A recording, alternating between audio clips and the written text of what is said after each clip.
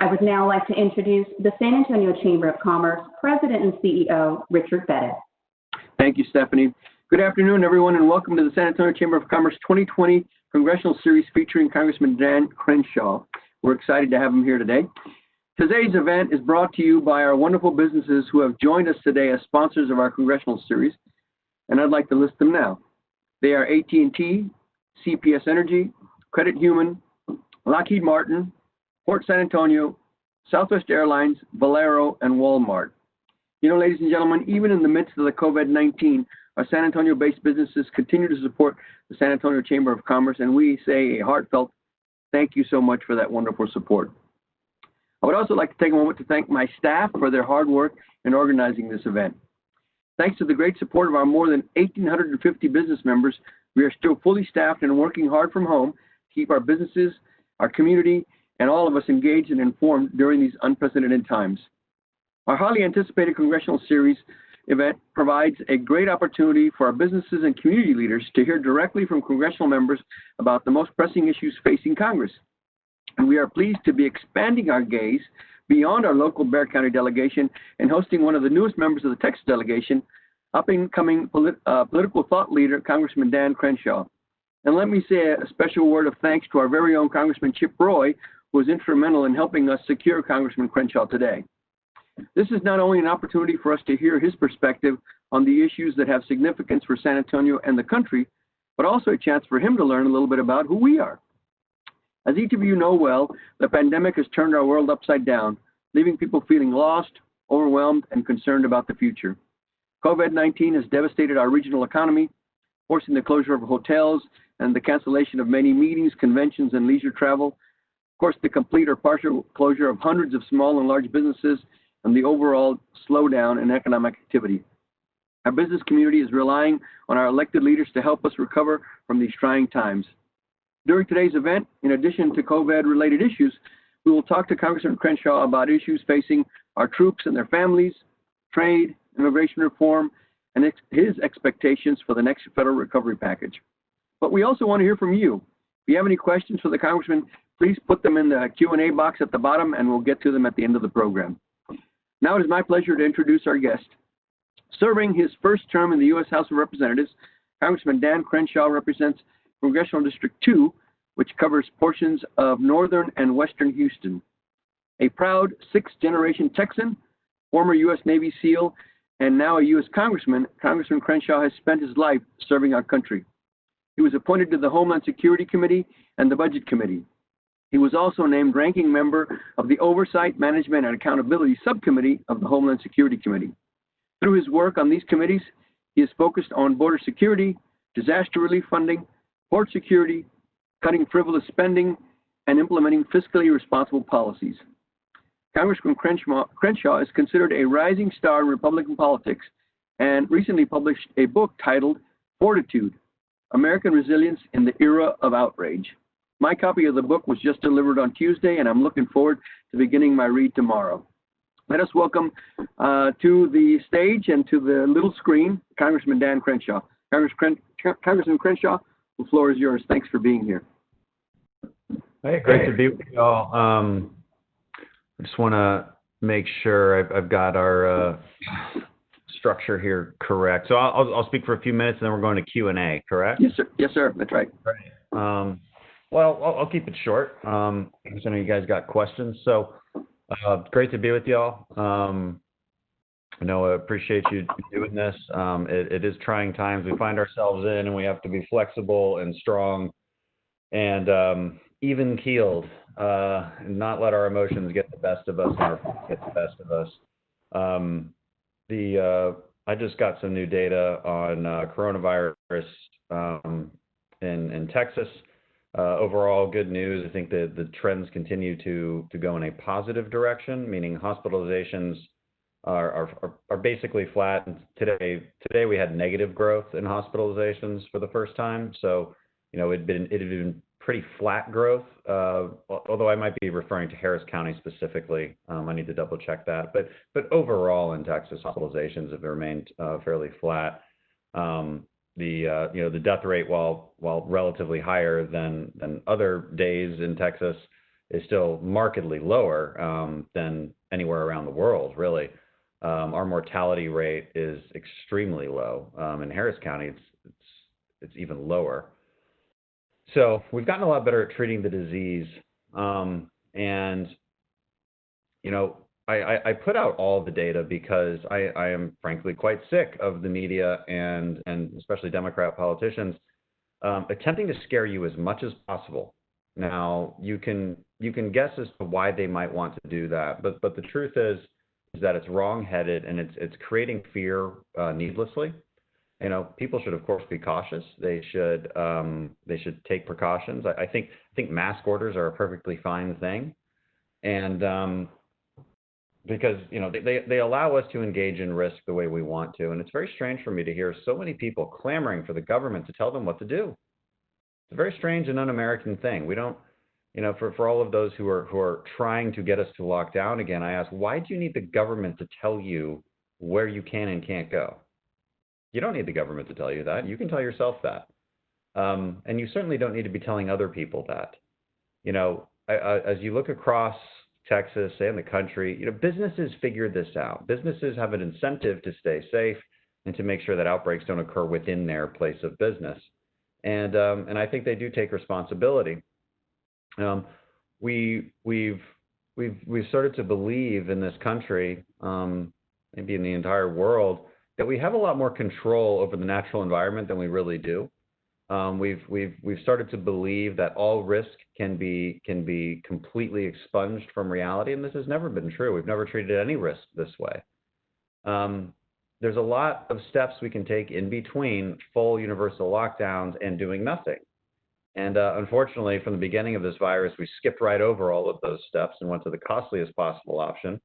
And what happened was we delayed the spread of the virus, the inevitable but delayed spread of the virus, and then we compiled a bunch of problems on top of that. Economic problems, health problems, financial problems. You guys, you're a Chamber of Commerce. You know full well what the problems are with universal lockdowns. And what did we get in return for that? In hindsight, not much. You know, we're living alongside the virus, I think, rather successfully now. We're seeing those hospitalizations plateau. But you know, restaurants are still working. People are still going out and living in the open. So, you know, it's the gradual curve was always the goal, and lockdowns actually prevented us from getting there, and then almost ensured that we'd have a spike, especially when you have thousands and thousands and thousands of people go into the streets and get close to each other, touch each other. You know, you have holiday gatherings that I think occurred in late May, and so there's good reasons for these spikes. But we are dealing with it now, and I'm optimistic at the numbers that I'm seeing, and the potential that we reach kind of a burnout of the virus in Texas, which historically speaking has started to occur at around 20%, meaning 20% of a given population might be infected, and you know, when you look at probability infections, it's likely that we could reach that at some point soon, and maybe we already have, which is why that plateau is happening. That's based on some interesting research that I've seen. So I think we should have cause for optimism. I think the governor has the tools the data he needs to keep us on track and keep us open. And unless you're a bar, unfortunately, and you know, I feel for our bar owners, and I want to help them, and I want to see them get back to work as soon as possible too. So that's just a quick update. We can go into more detail on the numbers if you guys are curious, but let's get to your questions. Great to be with y'all.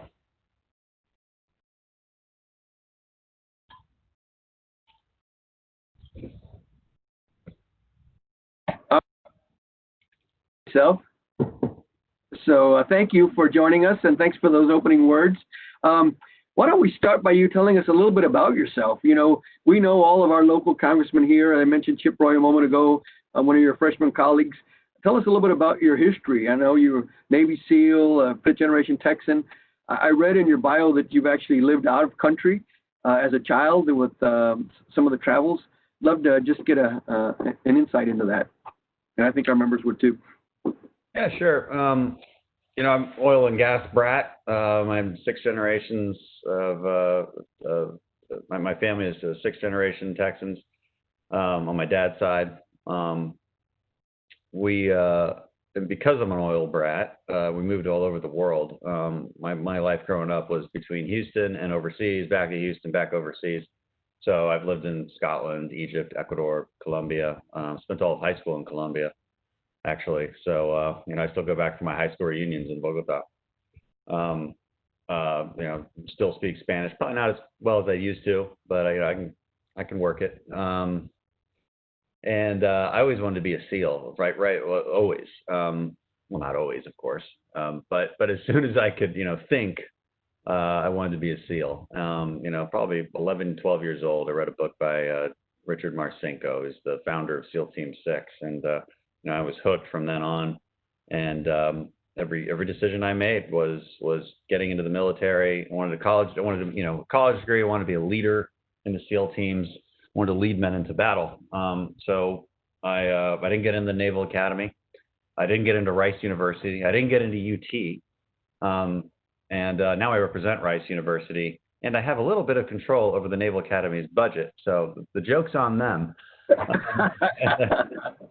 But I ended up at Tufts University, of all places, and did ROTC there. Was commissioned in 2006. Spent 10 years in the SEAL teams. I was combat wounded in 2012 when the IED went off in front of my face, and killed my interpreter right in front of me. And that led to my path here, really, because I would have stayed in the military forever. We loved our life. I was stationed out in San Diego, and I was probably going to make a career out of it. And I fought the system. I stayed in for 4 more years, did 2 more deployments, non-combat related, but deployments nonetheless, but could not overcome the bureaucratic hurdles of that. And got out in 2016, went to do my master's degree at Harvard in public policy, because I wanted to do policy. I wanted to stick with government service. Wasn't sure exactly how.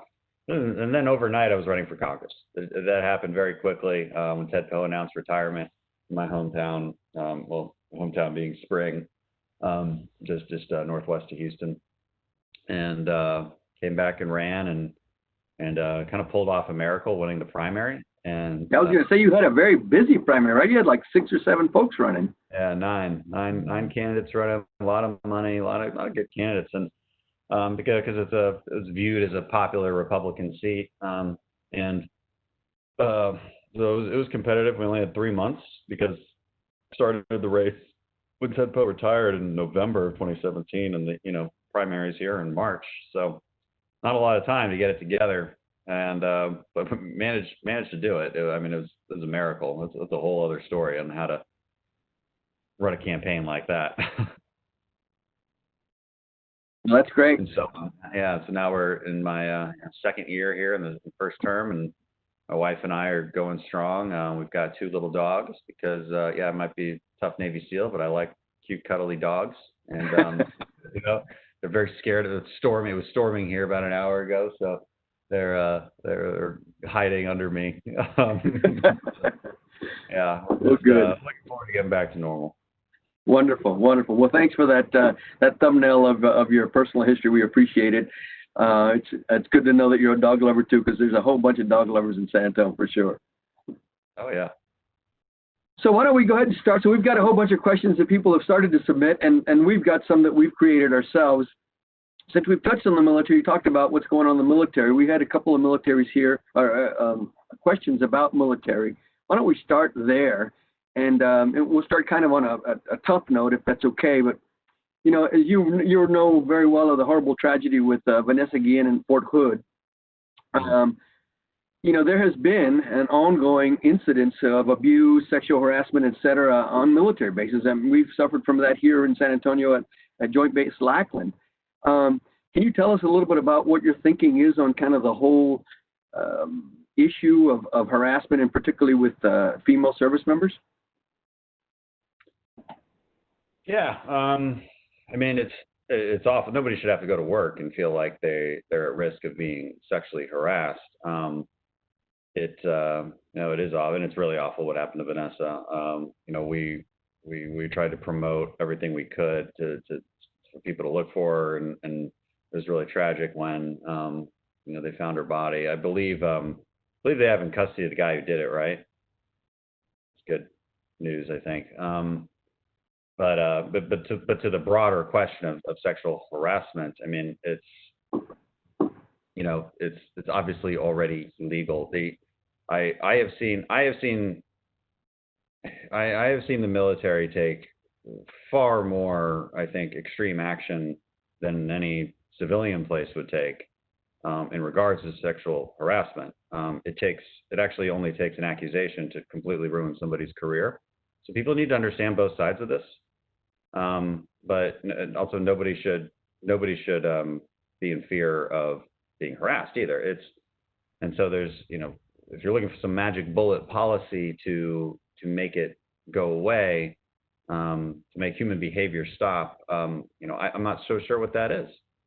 But it's awareness. It's telling men to act like men instead of boys, I think would be a good start. And I think the military instills that in people quite well. But of course, there's outliers, and there's a zero tolerance for it. Excellent. Very good. Thank you for that. So let's talk a little bit about DOD, that, Joint Base San Antonio, that sort of thing. So San Antonio has the largest joint base in the entire Department of Defense. With the recent passage of the National Defense Authorization Act, the NDAA, for 2021, and on the Senate side, there's a lot of questions that still remain, though, about, the final version of it. And we've got particularly some issues here in San Antonio with projects that have been deferred for a long time. There's a mess hall, some barracks, flight simulators, et cetera. What are your thoughts on the NDAA going forward, and what are you expecting out of it? Well, I don't work on I don't work on that issue. I'm not in that committee. You'll have to ask a more specific question. Is there something specific? I mean, that's a huge bill. I guess the question is, and how does it look on the House side, right? The Senate already did their work. I mean, and I think I'm thinking about it with all of the other issues, the HEROES Act, wanting to do the Infrastructure Act, the NDAA. I mean, that is a lot of stuff, and a lot of money. And so just curious about your thoughts on the ability to fund the NDAA. Well, we don't have funding for anything. That's true. We're borrowing it all from our children, and we're printing it. Specifically in regard to yours, the questions you asked, and looking at some notes real quick here. New barracks and flight simulators. Those are both funded in the NDAA this year. Be on the floor next week. So, generally speaking, the NDAA is pretty bipartisan. The committee leadership in that committee is pretty bipartisan. I'm not on the committee, so I'm just sorry I can't give you a lot of. No problem. I didn't mean to put you on the spot. We can certainly move on if you want. I'll see if there's anything else that we should tell you, but there's but I believe as far as the Joint Base San Antonio goes, that those projects have been funded. Excellent. Okay. Well, let's talk a little bit about what's going on with the HEROES Act. That was a $3 trillion HEROES Act that was passed 2 months ago. It's still kind of in the works. What are your thoughts on that moving forward, and providing additional opportunities and resources to communities like San Antonio and Houston, for that matter? It's a very nice way to put the HEROES Act. That's not at all what it does. I mean, it's $3 trillion of taking your money and spending it on things that would actually hurt economic growth, which is why it was dead on arrival. Democrats always knew it was dead on arrival. That was a signaling thing. One of the easiest things in the world for me to do as a politician is to promise to spend more of your money and then make you thank me for it. It's kind of and American people need to wake up to this reality. It's really gross what politicians do. It's your money. I always it's always funny to me when local leaders, and they always say, "Thank you for that. Thank you so much for passing that bill. We got money." And I was like, "Don't thank me. That's your money. You should be more critical. You should be wondering, where are we getting this money from? Money that we eventually have to tax businesses like yours to get back." And by the way, that's exactly the Democrats' plan. They've said this. Biden has said this. He's going to raise corporate taxes. He's going to raise taxes on your businesses. He's going to have to if we actually decide that as a country we even care about long-term debt. The unfortunate reality is I'm not so sure a single American even cares anymore. And that's going to come home to roost in a really bad way. So the reason that HEROES Act is so terribly named and so ridiculous, I mean, $3 trillion. I'll give you some examples. They wanted to expand economic impact payments to non-citizens. So they wanted a new round of recovery rebates. Now, I'm against just giving money to everybody because not everybody needs it. It's ridiculous. Lots of people have stable paychecks. We're giving money to Social Security recipients. Their income has not changed. Nothing has changed for these people. Why are you giving economic impact payments?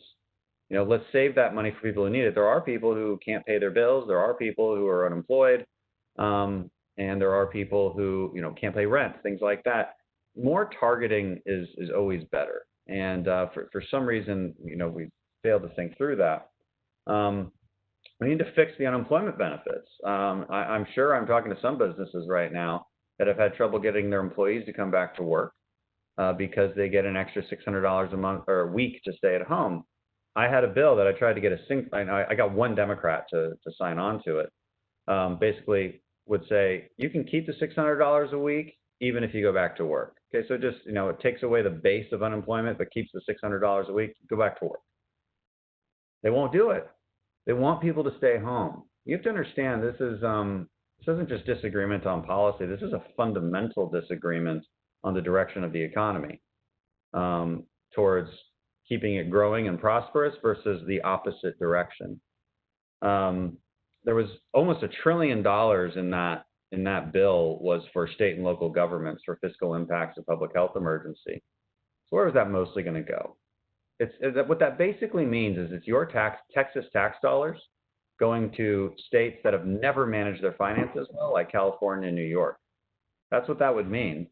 And any Texan that voted for that, I think, is they need to be questioned very harshly on that, because that's not beneficial to us. These are our tax dollars, and I don't know what I have to do to get the American people to remember that. You pay federal taxes. And instead of immediately gushing over promises to give you more stuff, it's your stuff, it's your money. What else was in there? The SALT cap elimination. There's another giveaway for New York and California in that bill. SALT cap elimination. I can explain I think you guys all know what that is. I don't think I need to explain it. And then student loan forgiveness, which just kind of comes out of nowhere. Again, I'm philosophically against simply giving student loan forgiveness. That's an investment that you make as a person to get an education. It is not up to other taxpayers to pay that for you. There's ethical problems with these policies on top of the fiscal problems with these policies. And on top of all that, all of them are negative growth policies. So we're going to spend more money in order to have less growth. That's not good policies. That's why the HEROES Act was it's never been up for negotiation. The Mitch McConnell is looking at bills right now that they might put forth. Still unclear what's in that. One thing you guys are going to like is liability protection. Yes, for sure. We have definitely been pushing for that. You've got to be calling every Democrat and telling them to agree with you on that. They don't. They don't believe in helping businesses. I mean, they will tell you one thing to your face about small businesses, and they will do another. And they will do completely the opposite in Washington. I promise you that. And, I'm sick of beating around the bush on this because livelihoods are at stake now. So I'm just going to tell you the truth straight up, not messing around anymore. This is life or death for a lot of businesses. And you've got to get the right policies in place. We've got to we got to keep your freedoms. We got to let you operate your business, and we've got to make it a sustainable environment to operate your business. and it's extremely important. The White House is pretty favorable on things like payroll tax holidays. It's probably the most, if you're going to inject capital into the economy, making it cheaper to hire workers via payroll tax holiday is probably the most efficient way to do that. Because what is a payroll tax? It makes it harder to hire people. So that's the opposite of what we want to do. So if we're going to spend money in a way that's spending money, that's probably the most efficient way to do it in a pro-growth manner. So those are the kind of ideas being thrown around, but I won't get into too much detail because I don't know what they're thinking at detail at the moment. Sure. Well, thank you for that. Let's talk a little bit about the PPP, the Paycheck Protection Program.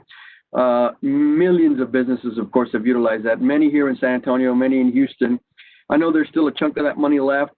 One of the things that we have been advocating for as a not-for-profit, a 501c6, is the ability to be able to draw some of that dollar down, particularly since there's still some left over. I know that Senator Cruz and Senator Cornyn have both been very supportive, as have others in our local delegation here in Bexar County. What are your thoughts about PPP and allowing 501c6s to be able to draw some of that down?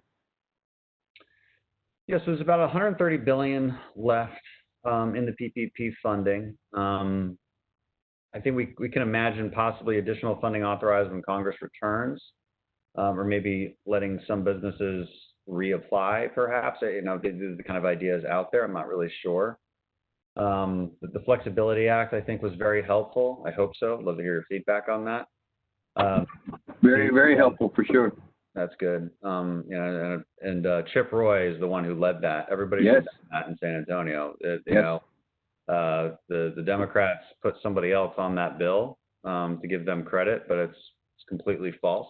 Chip Roy is the only one who designed that bill, and he didn't care about the credit. But, in fact, Congressman, it was at an event like this with him about 5-6 weeks ago that he talked about, because he heard so many questions coming in about needing some more flexibility, and of course I'm certain he was thinking about it even before, but that really, I think, catalyzed, him really moving, and it moved pretty quick.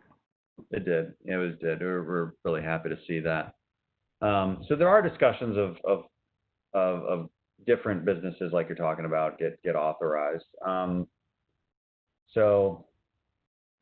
don't have a great answer for you. I know there's some support for it. I just unfortunately it's a little too early to know whether it will be included. And I don't want to speak out of turn and give you an answer that's not true or give you a false hope on that, but I can tell you that it's been in conversation. Fair enough. Thank you. Another question. The House recently passed the Moving Forward Act, a $1.5 trillion infrastructure bill. The Senate, another one of those dead on arrival kind of things. Do you have any insight on that one? Yeah, I can tell you why we don't like it. Okay. The main problem, the top line problem with this infrastructure bill was that it makes it harder to build infrastructure, which is totally the opposite direction you want to take. Again, it's one of those things like this. Going this way. It's the same logic of the HEROES Act. The HEROES Act is supposed to be a stimulus bill, but it's negative growth policy, right? So the infrastructure bill is supposed to be an infrastructure bill, but it's negative growth policy. It adds additional. We already have some of the most stringent regulations and difficult to navigate red tape bureaucracies in the world. It takes you many more years here to build things, whether it's roads, highways, telephone poles, pipelines, whatever it is. It is so much harder to build things here than it is in every other Western country. We've got to get a handle on that. An infrastructure plan needs to look like a public-private partnership where you're just making it profitable for the private sector to actually build things and allowing us to widen highways where we need to and not let it take 7 years to get it approved. So the problem with that bill is it did the opposite. It actually made it even harder.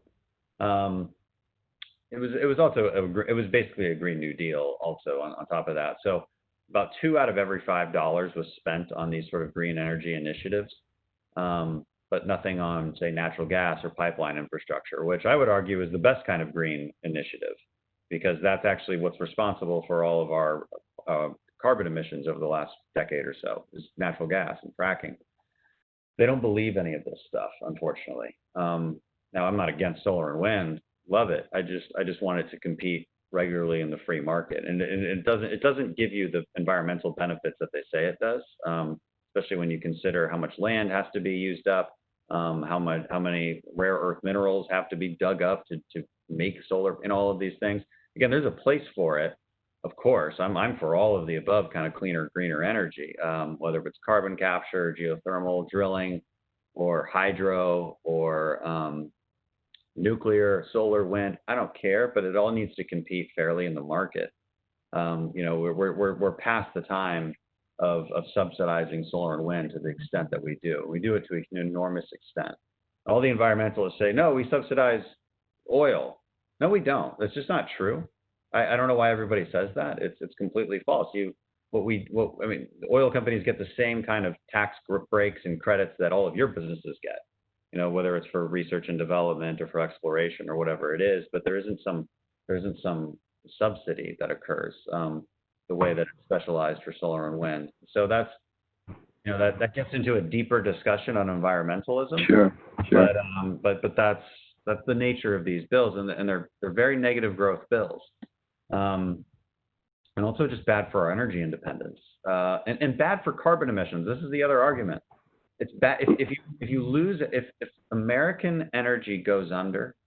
What happens to carbon emissions worldwide? Because that's the only thing that matters. It's not necessarily what happens in America. It's what happens worldwide. Sure. When you have 25% extra growth happening in the next 20 years, 25% increase in energy demand, where's that going to come from? It's going to come from Saudi Arabia, Russia, these places. Well, when they produce oil and gas, they do it at a much higher rate of carbon emissions than we do. And so you're destroying the clean energy capacity of the United States and basically replacing it with dirty energy from Russia and et cetera. So this is wrong-headed thinking on so many levels. Another aspect of that was the Highway Trust Fund. Democrats decided to move the bill to the floor without working with Ways and Means on a pay-for. So again, we've got to pay for this stuff. Sure. At least throw out there, hey, maybe we should raise the gas tax. If they want to do that, then let's at least vote on it. Let's be honest with our fiscal situation here. Because gas is very cheap right now, or find some other way to pay for it. I personally think that usage fees are a better way to pay for these things. Mm-hmm. But let's at least have an honest debate about it. So that's the kind of long and short of the infrastructure bill. It doesn't build infrastructure, and that's the problem. I hear you. All right. Well, thanks for your perspective on it. Here's a question from one of the people that are watching us, and it's about Goya. I didn't know this, but it says that Goya is a Houston company. What are your thoughts on the recent Goya controversy? Can you share what you're thinking on that one? Yeah, I didn't know it was based in Houston. Yeah, I'll look into that. Listen, it's the broader conversation about cancel culture. Cancel culture is a deeply dangerous, disgusting thing, and it's got to stop. This whole idea started on college camp. Well, technically, it started in the '60s. Left-wing thinkers have been promulgating this behavior since the '60s, where philosophers or political philosophers like Herbert Marcuse, I read about him in my book, from the New Left, as they called themselves. They would say, if you're going to reach the equality that we should reach in this society, and by equality they mean sameness, they mean equality of outcomes. They don't mean equality of opportunity. They mean equality. If you're going to reach that, then you have to stifle the voices of the oppressors, and they always label the oppressors as anything conservative, generally speaking. Of course, that's manifested in today's cancel culture as not just conservatives, but also liberals. And so the leftists are trying to destroy the liberals too. That's why you see the New York Times expunging editors. You see Hollywood go after their own. I mean, good, decent liberals are getting destroyed by the leftists, and the leftists have completely taken over the Democratic Party, in my opinion. And so cancel culture is dangerous. It feeds on this notion that words can hurt you. And this started with the sort of safetyism culture started around 2013 on college campuses. And those kids have now graduated and infiltrated institutions across America. And they're very loud on Twitter, and CEOs and businesses are very scared of them. They get a few mean tweets and they completely radically change policy instead of standing up to it. It's a foolish thing to do from a business perspective. I think because what businesses don't understand, businesses are just looking at it like a cost benefit thing. Hey, we just want to keep our profits up, so we'll just do whatever the people want. Who cares? These people are really, really mad, and they say they're going to boycott us. And I think the silent majority is against them, but they're not really going to boycott us. So fine, we'll just do whatever the mob wants. Now that's weakness, and that's cowardice. But I guess I understand it from an analytical perspective. But the thing what businesses need to understand and what they're not taking into account is you give in once, you're going to have to give in again, and you're going to have to give in again, and you're going to have to give in again to the mob. And when Goya says, no, we're not giving in, we're holding the line, guess what? The mob leaves them alone forever. They're done. Like the mob is done with them. And Goya's stuff is just selling out everywhere. I think you can probably go on shelves and everybody's just buying it just because. Standing up to the mob has benefits, and I think more companies should realize that. And the greatest concern I have over cancel culture isn't so much the politicians that coddle it. I expected them to coddle it. Because they feed off of it. The politicians' power. For Democrats, this left-wing mob is their power. But what's disappointed me is when businesses cave into it, and not only that, but promote it. And that's really scary stuff, because I tell businesses this all the time. I mean, what you're doing is you're helping them win the culture war. And guess what? When they win the culture war, they're going to win the policy war too.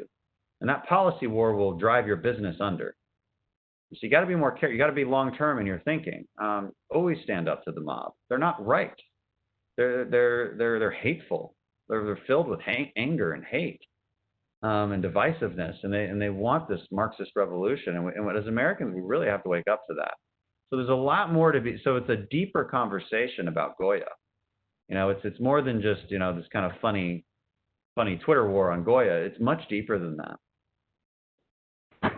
Very good. Well, thanks for sharing that. Let's move on to police reform. Last month, the House passed a sweeping police reform bill.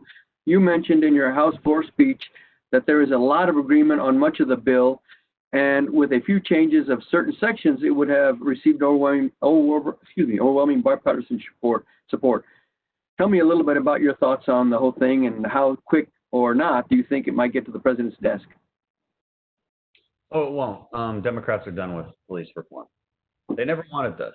This was my point in my speech. They never wanted police reform, because if they got it, well, then how could they argue that policing is racist anymore, and that it's oppressive and wrong? And so this was never about a solution for them, and that was very clear during that time, because, like I said, there was plenty of overlap. I mean, give you some examples. Both bills limit the use of chokeholds. Both bills address the use of no-knock warrants. Both bills expanded the use of body cameras. Both bills created a more comprehensive, transparent system for keeping track of police misconduct, use of force, developing best practices. There was slight disagreements on the scope of each of those provisions, but the basics were there. The Democrats also wanted to eliminate qualified immunity, which is also not okay. You reform it perhaps, but that's a careful discussion. Sure. There's a lot of agreement there, and Democrats have no plans to just, hey, let's just vote on the 70% of the stuff we agree on, so we can say that there's some bipartisan efforts to get something done. It was never about that. Never about that. And I know that's really hard for people to understand who are just sitting at home wondering what the heck do we do in Congress, but the motivations of Democrats was never to solve this problem. It was always to use it to instill hatred. It really is. Hatred towards the police. Defund the police, because that's what they keep talking about. Notice that's the only thing they're talking about still. It's not about these common sense measures. And all of these common sense measures, by the way, can easily be done by each city. It really speaks to a broader question. Why are we even talking about this at the federal level? We seem to think in America that all problems must be solved by Washington. That's a crazy thing to think. It's never been the case since our founding. Well, it's never supposed to have been the case. Sure. To that to a huge extent, because we're not paying attention to basic civics and how government works and where government happens. And so those things combined, I think it's. And I know we're not voting on it anymore because Pelosi's in charge of everything that comes to the House floor, and she's got no more plans for police reform. So it's stuck. So we have to do it here at state and local level then, for sure. Yeah. And that's the right place to do it anyway.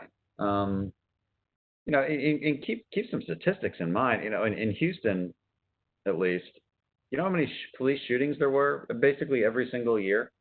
Less than 20. Wow. And I'm not even talking about unarmed. That's not even picking apart armed, unarmed. That's just total. So what are we really talking about here? People have to be asking those questions and looking into all the statistics. And unfortunately, we have not been able to do that as a country. Have a nuanced, complex conversation. Instead, we've burned down cities. Luckily, not in Texas. So it's the way to deal with things. Excellent. All right. Well, thank you for sharing that. So tell me, how has your career in the military prepared you, or not, for what you're doing now? Oh, in a few ways, I suppose. The ability to take a step back, compartmentalize difficult issues, and then reassess and just calmly move forward. Learning what leadership is. A lot of politicians these days seem to think that leadership means scaring the public as much as possible. And that's a deeply unfortunate thing. And you can see it constantly. How many politicians do you watch get up there, leaders get up there and just start almost crying and trying, telling you about tragedy after tragedy, making these emotionally felt complaints about whatever issue. And what are they, but where's their solutions? They never say them. They're trying to relate and to manipulate you emotionally so that because they feel like you also feel the same thing. You might have the same complaints and you're like, wow, that person really gets me. What you didn't realize is they didn't offer any solutions. They didn't actually provide any leadership. They just went and complained. Saw Joe Biden tweeting the other day, how dare we have a country that can't get its doctors PPE? And it's like, that's not even true, first of all. It's not even true.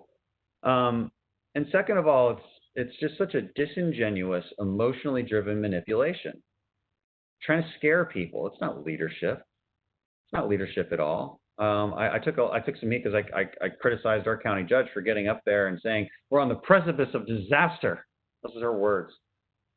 I said, that's fear mongering. Don't say that. That's not helpful. If I'm in a bad situation in the military, let's say combat, bullets are flying past my head. You think my guys want to hear from me? Guys, we're having a disaster right now. No, you need calm, deliberate leadership. And I think across America, we've failed at that in many ways. I've seen it in states and municipalities. And it's almost like we're seeking that out. It's almost like we're seeking out emotionally driven leadership. Because when the president tries to be, now he probably goes too far, because he'll try to say, look, it's going to be fine. Everything's going to be fine. And people are like, how dare you say that? Stop trying to calm us down. It's such a strange thing. We've got to get a hold of ourselves, America. Like we've got to do better. And so that's the kind of leadership you learn in the military, because it's required for life and death situations. You need to be, more deliberate and less emotional. You also learn to tell people why, right? If you're going to get guys to go storm a hill and risk their lives, they need to understand the mission well. You need to be able to be persuasive about that. And that relates to politics too. I think too often politicians just rely on shallow talking points or emotionally driven manipulation, like I just talked about at length. And people just accept that, but they shouldn't. You should want to know why. If we're going to tell you that this bill is bad, then I'm going to tell you why. I'm not going to just tell you, well, the infrastructure bill is bad. No, I'm going to tell you why. And I told you why. Sure. And I think too many politicians forget to do that, or too lazy to do it, or don't think the people are smart enough to understand it. But so this is a project for the entire country. People need to be more hungry for details and context instead of reacting quickly to things. And politicians need to treat people with some respect and actually give them the reasoning for certain policy initiatives, and not just say, well, the other side's evil. Look how bad and corrupt they are, right? Well, that's what Democrats do, right? Where they just call us names. I've never actually had a policy disagreement with Democrats because I just get called names. They don't ever confront my policy ideas, ever. It's just name calling. And so that's deeply problematic, and people got to hold their politicians accountable when they do that kind of stuff. Sure. All right. So we're coming close to the end of our time, but here's a question that just came in. What are your thoughts about kids returning to the classroom come the fall? I'm a very strong supporter of kids returning to the classroom. And this relates to what we just talked about. People need to look at all the data and all the facts and all the science and all the context, and stop listening to people trying to scare you. Democrats are trying to get you to believe that you can't have kids in school, that you're killing your kids. That is nonsense. That is just complete, utter anti-science nonsense. The American Association of Pediatrics has said, listen, we need a plan that has kids in school. Studies in Germany have shown that there was no spread in schools. Over 22 countries in Europe have had schools open for months, and that's just not where the spreads are happening, they've noticed. And increasing data shows that kids are much less likely to be transmitters of the disease. Okay, so there's no argument here. You got to get kids back in school, and if you've got vulnerable staff or teachers, then let's make plans for them. Maybe they stay home and you have younger proctors take their place. That's a much easier logistical situation to figure out than keeping all kids at school. And so, this is a no-brainer. You got to get kids back in school. No more fear-based decision-making. We need reality-based decision-making. And, I would strongly advocate for that. Excellent. All right. So why don't we close on this? Your new book, Fortitude, American Resilience in the Era of Outrage. What inspired you to write your book, and what is your hope for those who read the book? A culture of fragility inspired me to, if you haven't been able to tell from the last hour, I'm very concerned about our ability as a culture to reason our way through problems anymore and to confront hardship anymore. And I think the way we reacted as a public to many things during this coronavirus era have been, and to the riots across the country, like people are almost proud of their outrage. They're proud of their anti-rational thinking. That's not good. And so I felt, and I wrote this a year ago. I wrote it before all this happened. And so I felt compelled because I saw all of this coming. If you're a student of political history, if you're a student of philosophy, and if you've seen the trends over time, you could see this coming. And that's why I wrote the book. So it's a self-help book, really. It's a culture book. It's light on politics. Because it's not really a political book. It's not a military book either, although there's some good war stories in there and training stories like that. It's very multidisciplinary. But yeah, I see us moving in the wrong direction, culturally speaking. And so this gives you the tools at a very basic, practical level to be part of the solution and not be part of the problem. Excellent. All right. Well, as I mentioned, I got my copy on Tuesday, and I'm looking forward to tearing into it tomorrow. I have a day of doing nothing, and so my goal is to try to read as much of it tomorrow as I can. So I'm looking forward to it. That's a good day to have, isn't it? For sure. For sure. Well, Congressman Crenshaw, go ahead. Oh, I hope you enjoy it. It's an easy read, I think. Excellent. All right. Well, I'm looking forward to it, like I say. Well, thank you for joining us. We're really thrilled that you're here. It's always great to hear perspectives from other parts of the state, certainly. And, of course, your trajectory is one that looks very strong and very positive. And so we're thrilled that you shared your views and your thoughts with us today. And would like to just say thank you on behalf of the San Antonio Chamber of Commerce. Appreciate you joining us today. Well, it's great to be with you guys. And stay strong. Keep up the good work. We've got your back. And please let us know if we're missing something on whether policy or legislation in any way we can help. We will, for sure. For sure, we'll reach back to you. All right. And with that, we'd like to close by thanking, of course, our series sponsors, AT&T, CPS Energy, Credit Human, Lockheed Martin, Port San Antonio, Southwest Airlines, Valero, and Walmart. And as a reminder, of course, we recorded today's event. We should have it up in about 24 hours on our sachamberrapidresponse.org website. Those questions that we didn't get answered, we'll submit them to the Congressman and his team, and hopefully we'll get them answered. We'll put them onto the screen as well. I'll close by talking about a couple events that we have up. Next Tuesday, the 21st at 1 p.m., we're kicking off our State of Texas Road to Session featuring our Comptroller, Glenn Hegar. Of course, Glenn is the money man, and he's going to tell us what our financial situation looks like and what to expect, at least financially, fiscally, for the upcoming session.